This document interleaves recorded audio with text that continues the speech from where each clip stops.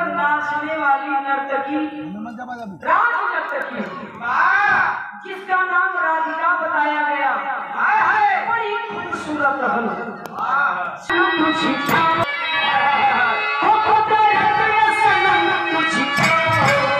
क्या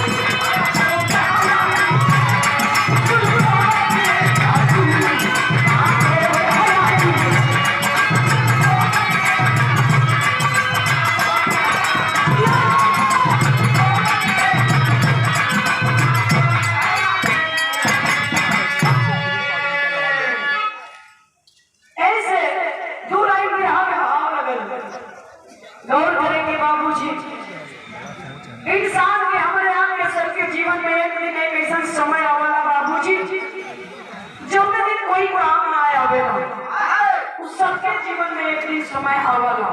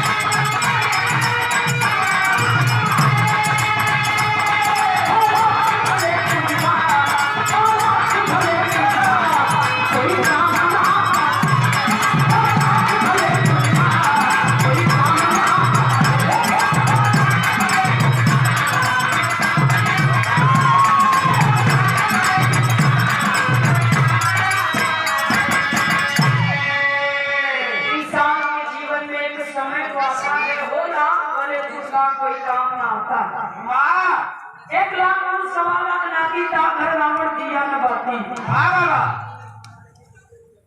तो यही समय पे यहाँ की कहानी शुरू हो गई। भैया एक कंप्यूटर चाहे समय जहाँ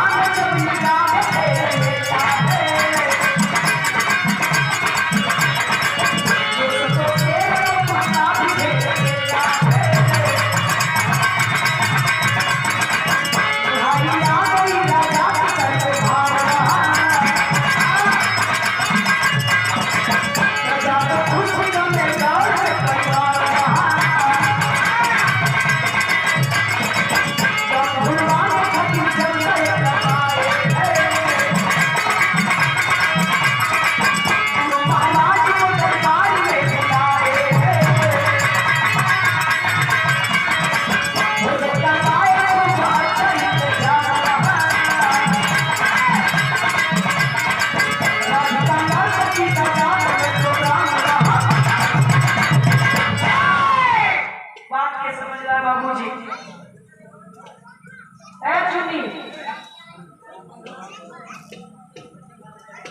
राजा रंजीत को बतौरी चौथा बना गया उदास हुआ राजा, और प्रजा कलश के राजा एक जलसा करवा दा। राजा जलसा करवा दिए, भव्य व्यवस्था के लिए खान पान पे एक रेट को अब वही में नाचे वाली राधिका नर्तकी को प्रोग्राम रख लग गया मंच राज दरबार में राधिका नर्तकी का सरो सिंगार बतिसो घरन कहिए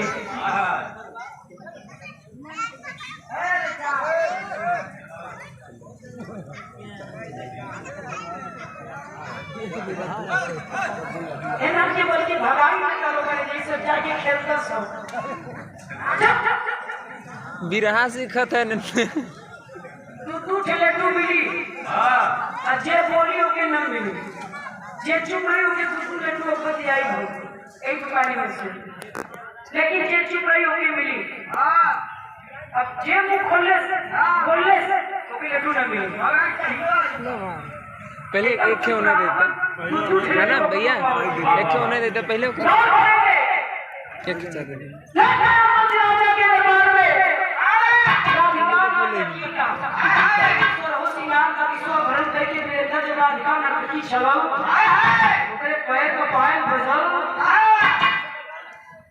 पैर का पायल किसके वजह से जानत हुआ पैर का पायल वजह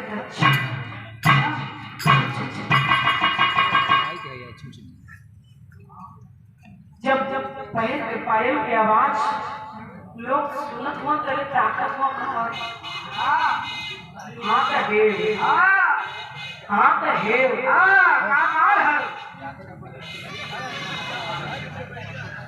चाय जी बच्ची काम कर रहे चाय भर के मंगौली हम लोग तो तुम्हारे आगे का रस ले लेंगे राधिका की सोनो सिंगार पति सो बंदी की मंच पर चढ़ल संगीत चालू कर लिया सावन गावा शुरू कर तब लगल भी हमें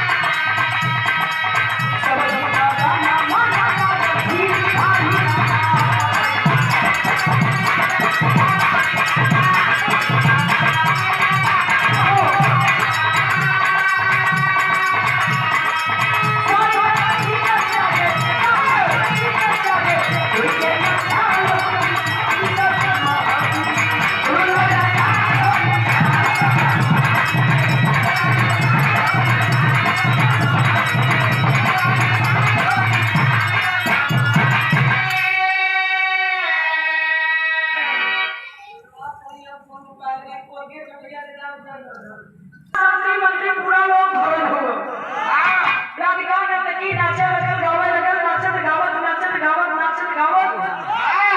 4 बजे से भोर हो गया लोग संगीत में इतना मगन हो गए पर घड़ी में 4 बजे पता ना चल कोई 4 बजे भोर बैठे घटना घट गई बापू और माफी के अंदर कौन घटना घटल गीत बदल गए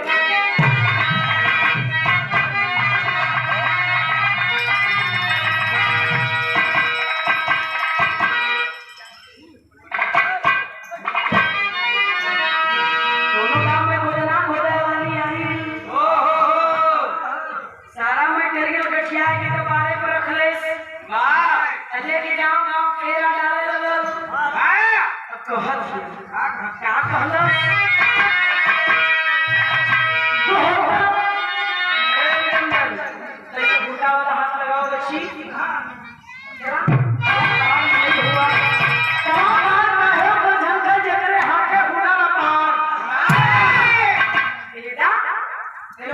पूरा पूरा देता लेके जा तो हर बार ना हो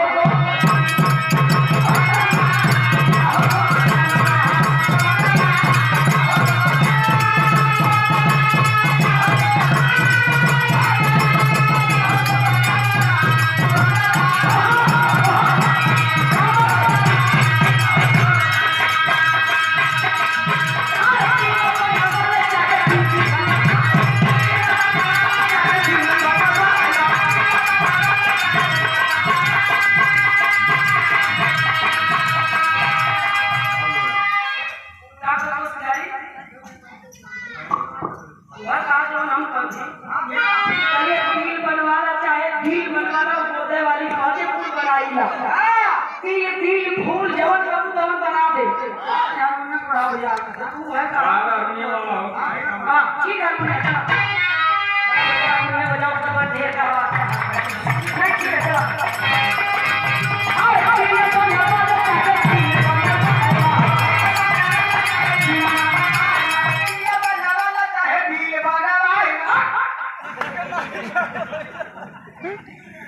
जवान हम बाकी वो कहाँ नहीं कर काट ले छोड़ दिया भैया हम कहीं दिल बनाना चाहे दिल बनाना चाहे बिल बना सकते बिहार में ऐलान करके हम जब बिहार में बना ठीक है क्या हाँ अच्छा करके बनो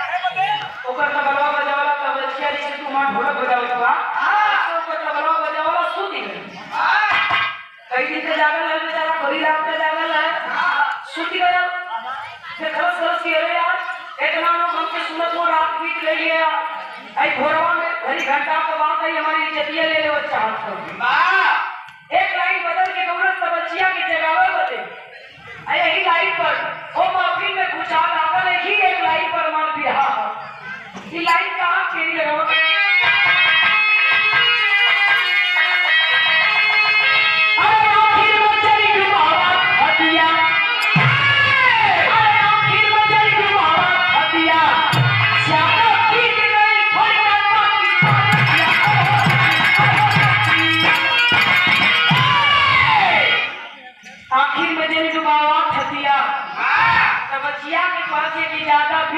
थोड़ी घर बाकी मार दिया अरे हटना बिना ले हेतनी सब बाकी हो हां जब ये हमार गोरत हुए जाके तवची अता दिन दिना का दिन दिना का बड़ा पे शुरू कइले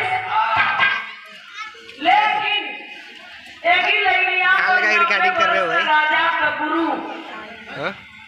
बाल चैनल पे ब्रह्मचारी चढ़ाओ कि नहीं ना कहाँ की घोर तपस्वी ये बस सही कहा। ज्ञानी थैंक यू। ये 90 पटवा बरस चख की लेना। अवस्था और राजा के गुरु महाराज यही लैनिया की जब राधिका गौले साक्षी बचने जो बाबा दिया तो उठ गई लड़का और उठला तो कहिए का राजा का गुरु गीत बदल गया आखिरी गीत बदल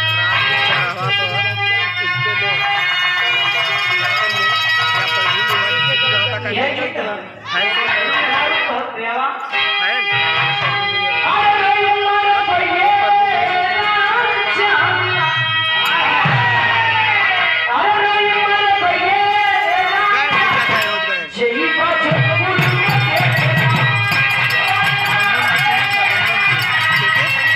गुलाबी शर्ट पहन के आगे देखिए। हाँ, इनके और पल्लुआ उनके बीच में। हाँ हाँ वो जाते गीत बनाओ में भी हाथ कहानी में छुपे भी हाथ एक एक आँख बन रही बा।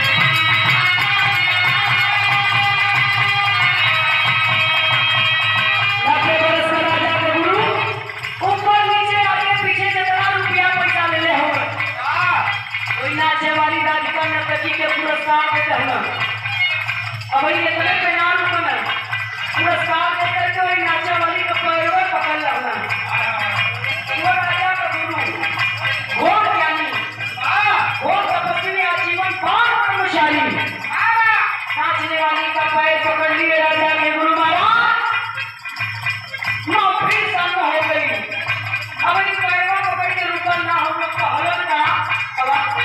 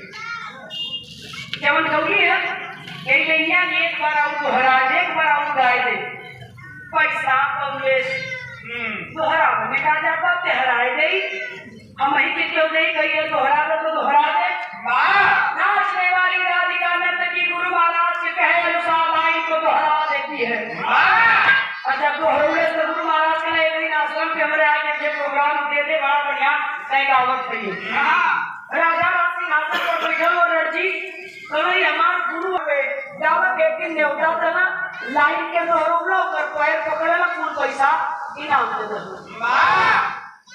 अच्छा लाइन के दोहरोले गुरु महाराज के कहले पर राजा के पिटिया चलत अपने गले से नौ रखा हार निकलले और निकाल को वही राधिका नाचे वाली के पुरस्कार दे दिले अब राजा रणजीत का माथा फेर बोला गुरु महाराज के पैर पर गिरा देले बिटिया के गले से नौ रखा हार ले लड़का भी मानत ना राजा का इकलौता बेटा राजकुमार लड़कियां जब दहले हार तकरस की लड़कियां के दोहरौली है गुरु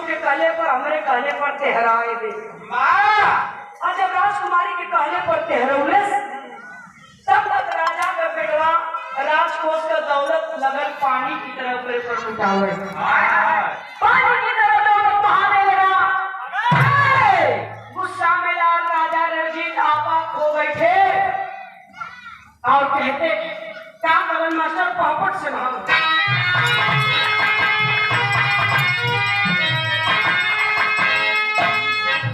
पटेल भवानी सिंह 21 रुपए का पुरस्कार भैया ब्रह्म और का कहलन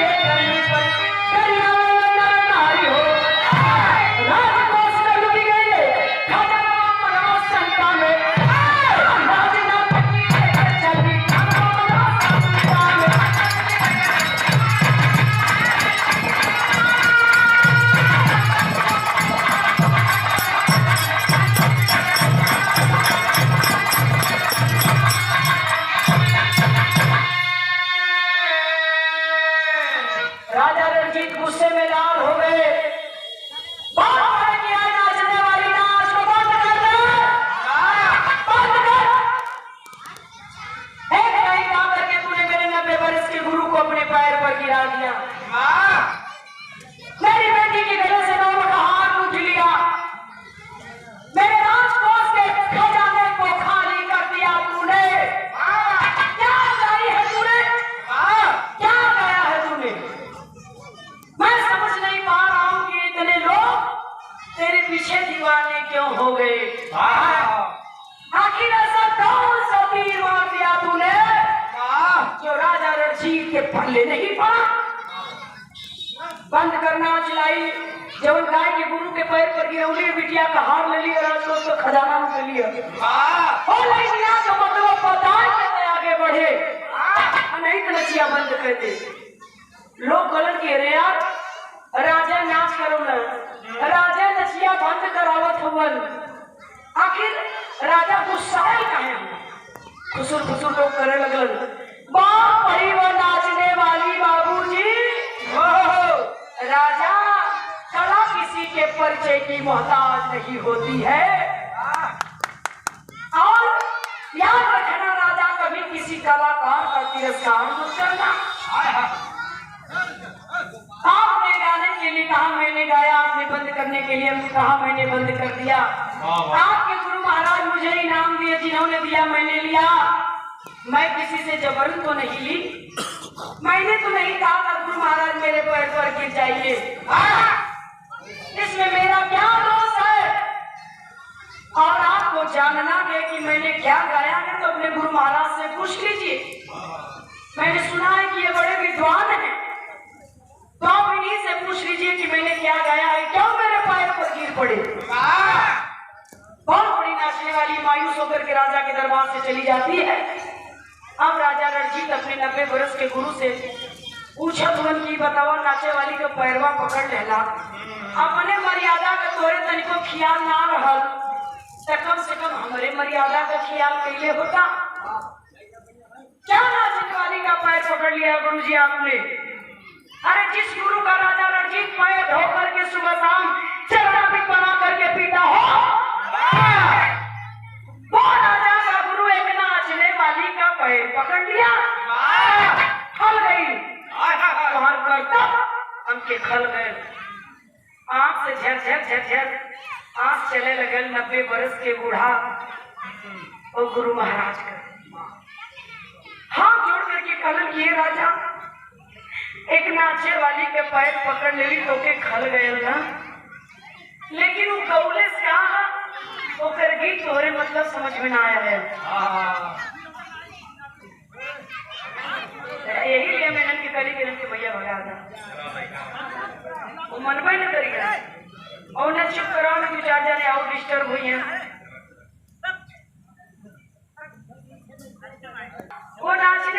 चली गई राजा के गुरु झरझर झरझर रोए लगलन। हाय हाय हाय रो करके कहलन 90 बरस का बूढ़ा कहा कि ये राजा तुम्हारी नजर में वो एक नाचने वाली बेशक रही होगी, लेकिन मेरी नजर में वो एक विद्वान थी।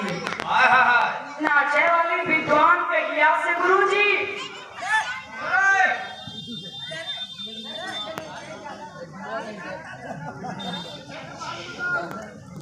बैठक कर न दे। इधर राजा का गुरु की आंख से चलत प्रयास वाह वाह बहुत बड़े। और रोते हुए राजा को बताते हैं कि क्या बताया अल्लाह लगाओ मत।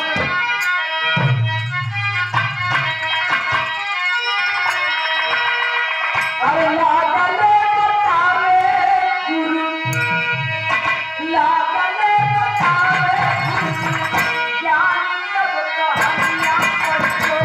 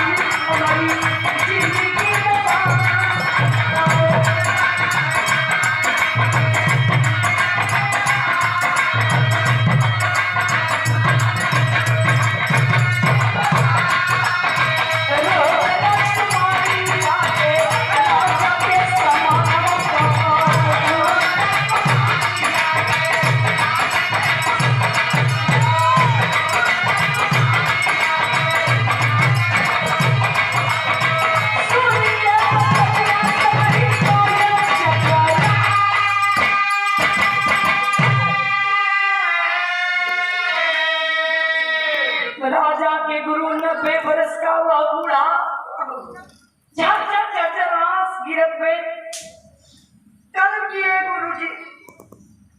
हम जान ना पाओगे कि आप कुछ कह के रोई बा कि रोई के तोहफा। हाय हाय हाय खलन की राजा तुम्हें बस यही बात खल गई कि मैं उस नाचने वाली का पैर क्यों पकड़ लिया। वाह कलन की सबसे ज्यादा यह खलल इनाम पहला वहां तक तो ठीक है, बहुत लोग इनाम दिलन तो हूँ दे देला ठीक है, लेकिन उनका पैरवा काहे पकड़ला बस यही के कारण हमें बता दा। कलन की सुना राजा 90 बरस तक ब्रह्मचर्य कायम रखी, लेकिन वो राधिका नर्तकी की सुंदरता के देख के 90 बरस का तपस्या हमार व्यर्थ हो जाते। तब ओकरे तरफ मोहित हो गई, पता भी ना चलल। तो ओकरे सुंदरता के देख के हम ओकरे ओरी खींचल चल गई और 90 बरस का तपस्या हमार ब्रह्मचर्य टूटे के कागार पे आ गए। हम भुला गई कि हम 90 बरस का तपस्वी गईला। जब अपने आप के 90 बरस तक रोक लेगली तो हम ही करत गाइला यह बतिया हम भुला गई। लेकिन वही समय राधिका नर्तकी जान कैसे गई कि गुरु महाराज का तपस्या व्यर्थ हो जाई, रोक देले। कलश की आखिर में जरी डुबावा रतिया ज्यादा बीत गई, थोड़ी कर बाकी बार रतिया कैसे जान गई हमें घोर आश्चर्य हो कि जान कैसे गई कि हमार तपस्या व्यर्थ हो जाती, ब्रह्मचर्य हमार टूटे जाता, कि जान कैसे गई। और जान गई तो हम चेता कि हम समझ ली वो समझ ले। जब गौलेस की आखिर में जरी दुबावा थतिया ज्यादा बीत गई, थोड़ी देर बाकी बरतिया तो गली एक बार और दोहरा दे हरी फूल ले ले तैसे हमार गुरु निकल गई। यही बतिया पर पैरवा पकड़ के ओके गुरु मान गई। तोरे नजर में नाचे वाली हुई, लेकिन हमारी नजर में एक विद्वान है। राजा कलन की गुरुजी कहाँ कहत हुआ? कलन की हाँ राजा, यही सत्य है कि जब 90 वर्ष मैंने अपने आप को रोक लिया तो 2-4-5 साल का मेहमान ही होकर बात पर लोग सीधा चल अपना जीवन कमाई हम व्यर्थ में लुटावे जाती। यही से ओके हम गुरु मान गई राजा। हाई लाया अपन राजमहल मुबारक को भी हम चलत हिला। चेतावत है कि आप गुरु महाराज की द्वार असली जगह ना, द्वार असली जगह वो है जहाँ 90 बरस राम राम कैला। जब गुरु महाराज राजा के दरबार से राजा सोचा लगन कि गुरु महाराज तो ज्ञानी रहना, विद्वान रहना, समझ गिला ऊपर गीत सकी, लेकिन हमारे बिटियावा का समझले जो 9 लाख का हार निकाल के इनाम दे देले से। और बेटी तू क्या समझी उस राधिका नर्तकी को जो इनाम में 9 लाख का हार दे डाली? बोल पड़ी बार राजा की बेटी रो रही है और रो के अपने बाप से बतौलेस कहा, बतौलेस बाबू तनी ध्यान दिया, खड़ी गलाई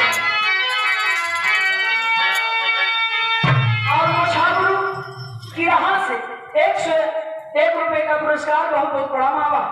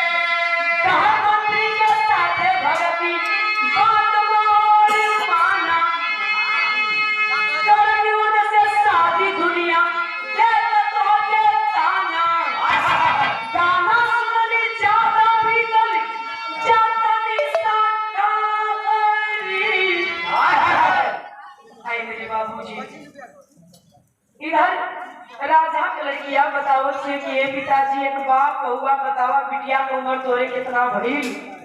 बड़े भक्त से राजा रणजीत ने कहा कि 32 वर्ष की तेरी उम्र हो गई बेटी। तब राजा के लड़किया करस के हमार सदिया काहे आज ले ना कैला। पिताजी पूरा मत मनिया, हमार शादी ना करत हुआ, हम तोरे मंत्री से प्रेम कर बैठे और वही मंत्री के लेके 2-4 दिन में हम तोरे मौत से कहीं दूर चल जाओ और जाके तुम्हारे शादी करके अपन जिंदगी बिता ले। तोरे राज में महल में फिर दोबारा लौट के मुंह दिखावे ना आई। बहुत बड़ी दुनिया हो, चल जा।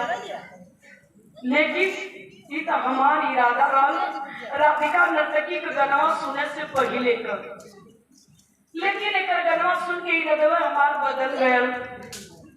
जब ये गौलेस की आखिर में जरी डुबावा थतिया ज्यादा बीत गई, थोड़ी कह बाकी बारतिया बस वही अपने आप के हम रोक देली। कि जब 32 बरस इंतजार कर लेली तो साल 2 साल 6 महीना में हमारे बाप के जब हमारे ख्याल आई कि हमारी लड़की शादी करे लायक हो गई है तो सदिया बाबू हमार करबे करबा काहे कि हम बाप के शादी करी। आप जब करबा तो कोनो राजा महाराजा से करबा, हम क्या करे मंत्री के चक्कर में पड़ गए। जा बाबू तो के 9 लाख हार लौका था, तुम्हारी इज्जत बचा दे, तुम्हार पगड़ी बूढ़े से बचा ले, नहीं तो हम कोई मंत्री के लेके भाग जाए शादी के लिए।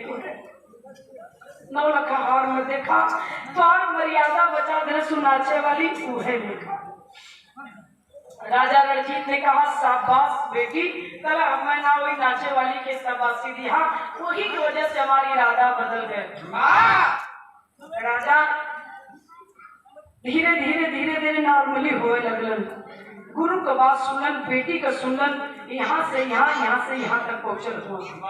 अब लड़कवा से पूछत हुआ कि कबू बड़ा राजकोष का दौलत लुटावत रहले करे कहते एक नंबर का आवारा हुए, तोरे का समझ में आयल बहुत बड़ा राजा का बेटा कुर्सी से खींचीबा बाबू होकर इरादा कार हल। अब मास्टर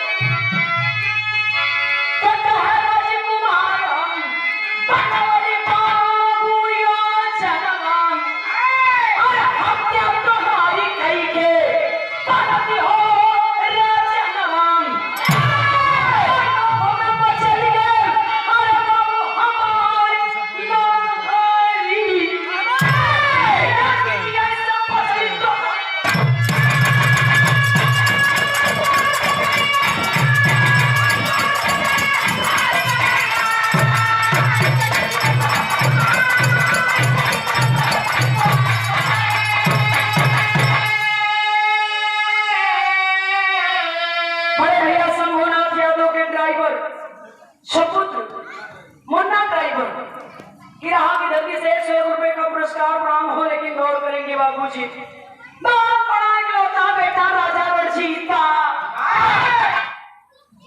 70 वर्ष हो गया, तोरा शर्म ना लगत हिय। अब अहिले तू राजा बन के बैठल हुआ, 40 वर्ष का हमार उम्र हो गई, हमारा राजा कब बनेगा? सुन लो कान खोल के, हमके राजा ना बनावत हो, यही हम एक योजना बना देले हिला। तू राजा ना बनूला, हम एक योजना बना ले हिला। कौन योजना बनूले मेरे? चलो तू ये 4 दिन में तो हम आई, तो हम आई तो हम गर्दन काटो, एक आई तो हम आई के राजगद्दी पर बैठब, राजा बन के राज चलाई। चलिए माता वाली जब बेहाली कर देला, 70 वर्ष हो गया, 60 वर्ष में लोग कुर्सियां छोड़ के रिटायर हो जावा, बेटवा के राजगद्दी दे देना। 70 वर्ष हो गया, भैया बैठ के राज चलावत हुआ, मुआई तो के शर्म ना लगत हिया। राजा रणजीत कल करे तो हम मुआई में कलगा हर को झेल के राजा जी राम राम करे के जाई राजगद्दी पर बैठल है। राजा कल करे मुआई में कला मुआई के रहली, लेकिन अब ना मुआई कल कैसे तब नाचे वाली राधिका पहले आखिर में जरी बाबा हतिया ज्यादा बीत गई, थोड़ी कर बाकी बारतिया तो जब 70 वर्ष जी ले हला, 4-5 साल 10 साल के और मेहमान हो गया, ओकरे बाद मोर जीवा नौमन चैला लेवा जीवा ऊपर तई तोहरे पर लेट वाली सारा राजपाट एक लौटा बेटवा हिला हमरे ने गाय बजाए के होई तो का कर तो हम आए के हम ले बजाई का कर पाप भागीदार बने जाए जा ठीक है। अपन 10-5 साल का जिंदगी वो नाचे वाली हमारी रगवा बदल दे, अब पाप न करो, अब हम इंतजार करो जब तुमर जीवा तब राजा बना बिहार में, जब राजा बना देवा अब बद बन जा। राजा कहला भाई पूछे के अखी हमरो फूल गई, जब तनी मनी भरम बाकी रहल वो भरम राजा का दूर हो गई के तनी बढ़िया बात पूरा अधिकार नर्तकी गावत रहल, सब करे समझ में आयल गुरु के बेटवा के बिटिया के एक वही मूर्ख रही हमारे समझ में ना आया ऊपर की संगीत। तुरंत राजा रणजीत अपने बेटी का विवाह किए, बेटे को राजगद्दी दिए। अच्छा चलो वही नाचे वाली के पीछे दुआरे अजाय के नाचे वाली के दुआरे जब मिले राधिका नर्तकी का आवाज लगोना कबरवा बजावला कबचिया भेटाए गए। करो राजा साहब कैसे आइला पीके फूल तनी मिजाजी रहत पिए हुए अच्छा दिन ना पावे वो दिन तो छगवन में दिन भड़ के चांद पर हाथ पड़ावे लगे। राजा करण की तोड़ मार के राधिका नर्तकी कहाँ हो? राजा रणजीत मिले आए कल मालकिन राजा रणजीत पधारे हैं, मुलाकात करना चाहते हैं, देरी हो रही है, जल्दी चलिए। बालों की खराई के सुतल है रात भर का गौले उठल मारो समेट दे कल राजा की जय हो कैसे इला कल जौने गाना के हमरे महफिल में राज दरबार में गौली ओ गाना के लिखे वाला तोर गुरु तोर कवि के है। बस इतना हमारा सवाल है कौन तेरा कवि है उसका नाम बता दे मुलाकात करा दे। चला हमारे गुरु की दुनिया के लोग जानत हुआ कौन नहीं जानता मेरे कवि को। कले की पहेली मत बुझा साफ साफ बताओ राधिका कौन तेरा गुरु है। बहुत बड़ी राधिका नर्तकी किसकी शिष्या थी आइए